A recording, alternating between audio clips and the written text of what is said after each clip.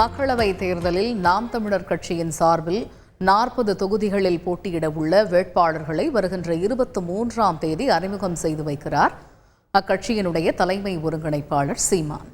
இது பற்றிய கூடுதல் விவரங்களை எமது செய்தியாளர் சசிதரன் விவரிக்க கேட்போம். முழு விவரங்கள் என்ன சசி?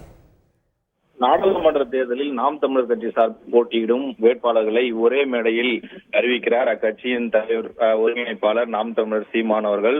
வேட்பாளர்கள் மற்றும் அதில் முதன்மை பொறுப்பாளர்கள் பங்கேற்பார்கள் என தெரிவிக்கப்பட்டிருக்கிறது. எதிர்வரும் ஏப்ரல் 19ஆம் தேதி அன்று தமிழ்நாடு மற்றும் புதுச்சேரியில் நடைபெற இருக்கும் நாடாளுமன்ற தேர்தலில் நாம் தமிழர் கட்சி சார்பாக போட்டியிட இருக்கும் 40 வேட்பாளர்களையும் ஒரே மேடையில் அறிமுகப்படுத்தியிருக்கிறார். பல்லாவரம் துரைப்பாக்கம் சாலையில் இருக்கக்கூடிய 200 அடி ரேடியல் சாலை காவேரி மருத்துவமனை அருகே இருக்கக்கூடிய பகுதியில் தான் பொதுக்கூட்டமானது நடைபெறுகிறது. இந்த பொதுக்கூட்டத்தில் புதுச்சேரி தொகுதியில் போட்டியிடும் ஒரு நபர் மற்றும் தமிழகத்தில் போட்டியிடும் 39 வேட்பாளர்களையும் ஒரே மேடையில் வைத்து அக்கட்சியின் ஒருங்கிணைப்பாளர் சீமான் அவர்கள் வெளியிட இருக்கிறார். இந்த கூட்டத்தில் கட்சியின் அனைத்து துறை பொறுப்பாளர்களும் பாசறை நிர்வாகிகளும் பொதுமக்களும் அக்கட்சியை சார்ந்தவர்கள் ஏராளமானோர் பங்கேற்க வேண்டும் என்று ஒரு அழைப்பையும் விடுத்திருக்கிறார்.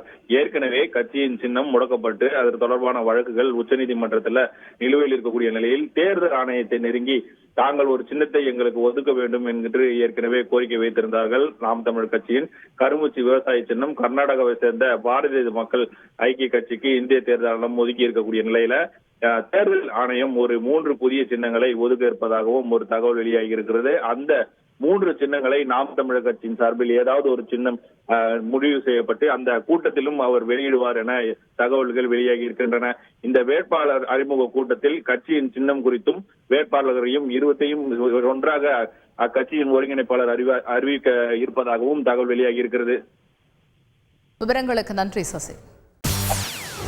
செய்திகளை உடனுக்குடன் தெரிந்து கொள்ள உடனே சப்ஸ்கிரைப் பண்ணுங்க.